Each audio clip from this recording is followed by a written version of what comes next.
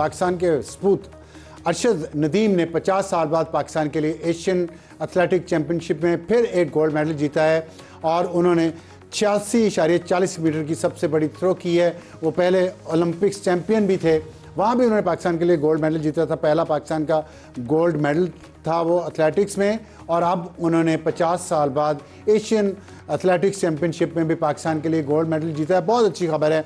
और वहाँ भी उन्होंने इत्तेफाक की बात है कि पाकिस्तान के इस एथलीट ने वहाँ इंडियन एथलीट को हराया है जो दूसरे नंबर पर रहे हैं, और पाकिस्तान के एक और एथलीट यासिर सुल्तान ने इसमें 8वें नंबर की पोजीशन ली है, और इसमें 12 एथलीट्स ने हिस्सा लिया था। तो ये अच्छी खबर है और अहम खबर है आज की। और अब आज के प्रोग्राम का तारुफ, सबसे पहले हमारे आज की टॉप स्टोरी, आखिर भारत मान गया। किस बात पर माना कि हमारे तैयारे गिरे हैं। बहुत शोर मचा, बहुत दिन गुजर गए, बहुत प्रोपेगेंडा हुआ दोनों तरफ से, एक दूसरे पर इल्ज़ामात भी लगाए गए डिजिटल मीडिया के ज़रिए, डिफेंस एनालिस्ट के ज़रिए, लेकिन आखिरकार आज भारत मान गया। और उनके डिफेंस फोर्सेस के जो चीफ ऑफ स्टाफ हैं उन्होंने ये बात सिंगापुर में मानी है।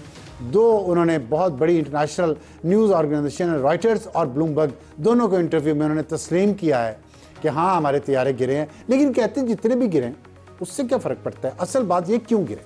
तो अब वो ट्विस्ट दे रहे हैं, वो इस बात को स्पिन कर रहे हैं, फैक्ट्स को, इस पे भी आ जाएंगे कि कितने गिरे हैं। और इसके अलावा हम बात करेंगे जो कुछ यहाँ पाकिस्तान के अंदर हो रहा है। बलूचिस्तान में दहशतगर्दी के वाक़यात हो रहे हैं। बैरिस्टर अकील मलिक साहब वज़ीर ममलकत बराए कानून और इंसाफ हमारे साथ होंगे। और हमारा आज का हॉट इशू होगा हिंदुत्व तआस्सुब सिर्फ साउथ एशिया के लिए ख़तरा नहीं, अब तो ये दुनिया के लिए भी ख़तरा बनता जा रहा है।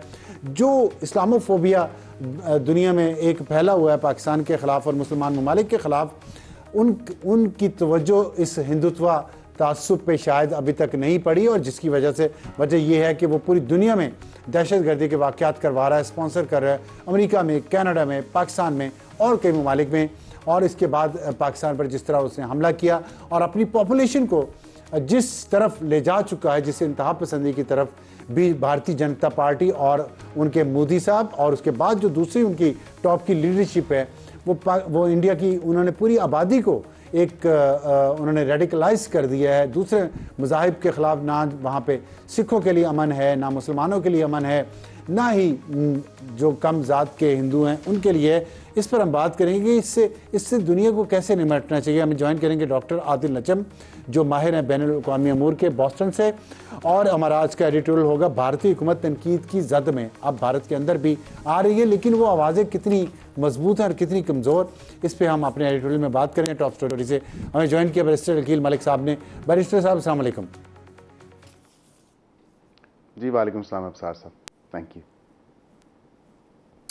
मैं आपको भारतीय chief of defence staff Anil, उन्होंने सिंगापुर में शिंगरीला डायलॉग सिक्योरिटी फोरम में उन्होंने शिरकत की और वहाँ पे उन्होंने इतराफ़ किया है कि हाँ तैयारे गिरे हैं। रॉयटर्स को भी इतराफ़ किया है और ब्लूमबर्ग के साथ भी इंटरव्यूज़ में उन्होंने इतराफ़ किया। जब उनसे पूछा गया कितने तैयारे, तो उन्होंने कहा ये तो कोई अहम बात नहीं है, असल बात यह है कि क्यों गिरे हैं हमारे तैयारे, और हमने फिर उस पर काबू पा लिया। और लेकिन जब उन्होंने दूसरी दफ़ा रॉयटर को जो इंटरव्यू दिया है उसमें उन्होंने कहा है कि न्यूक्लियर थ्रेशोल्ड कम नहीं हुआ पाकिस्तान और भारत के दरमियान। ये बात मुतजाद है उस बात के जो हमारे chairman joint chief of staff Sahir Shamshad ने कल कही है। उन्होंने कहा कि पाकिस्तान और भारत के दरमियान न्यूक्लियर थ्रेशोल्ड कम हो गया है, लेकिन जो अनिल चौहान है वो फरमा रहे हैं कि कन्वेंशनल ऑपरेशंस में हम दोनों अतराफ़ की अफवाज बहुत जिम्मेदार हैं, और न्यू नॉर्म जो है वो इंट्रोड्यूस हो गया, वो रहेगा। मतलब अपना वो गोड़ा ऊपर ही अभी रख रहे हैं। न्यू नॉर्म्स का मतलब है कि वो जब चाहेंगे किसी भी दहशतगर्दी के वाक़े को बुनियाद बनाकर इंडिया में वो पाकिस्तान पर हमला कर देंगे। ये न्यू नॉर्म है। तो हमारा न्यू नॉर्म का जवाब फिर क्या होगा? बिस्मिल्लाहिर्रहमानिर्रहीम। बहुत बहुत शुक्रिया अफसार साहब। देखिए बिल्कुल ये अलार्मिंग कन्फेशंस हैं भारत की तरफ से for the first time ever. जो CDS उनके चीफ ऑफ डिफेंस स्टाफ ने अनिल चौहान साहब ने शिंगरीला डायलॉग के ऊपर सिंगापुर में जो उन्होंने इतराफ़ किया, ना सिर्फ उन्होंने रॉयटर्स को बल्कि उसके अलावा भी जो तमाम तर चीज़ें बयान की हैं वो मैं तो समझता हूँ कि एटलीस्ट मेरी नज़र में मुकाबले सताइश हैं। और उसकी वजह यह है कि फाइनली देखें झूठ के पाँव नहीं होते और सच छुप नहीं सकता, और सच आखिर कभी ना कभी बाहर आ ही जाता है। और यहाँ पे भी सच बाहर आया।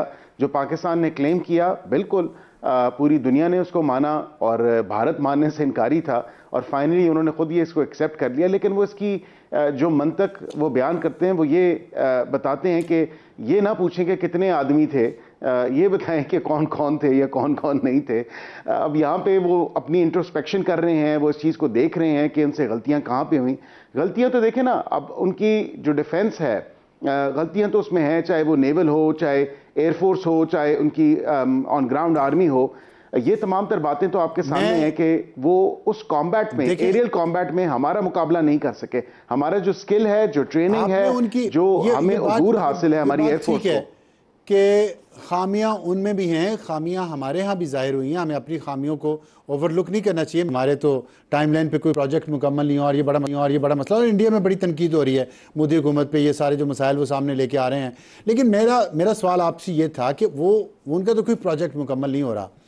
हमारे यहाँ ये जो न्यू नॉर्म्स की बात की है chief of defence staff Anil Chauhan ने, इस पर मैं आपका जवाब मुझे नहीं मिला कि अगर न्यू नॉर्म्स यही है जो उनका है, जो उन्होंने कह दिया, बार बार कह रहे हैं, मोदी भी कह रहा है, अब अनिल चौहान भी ये कह रहे हैं, वो अमित शाह भी यही कह रहा है, राजनाथ सिंह भी यही कह रहा है, तो हमारा जवाब क्या है?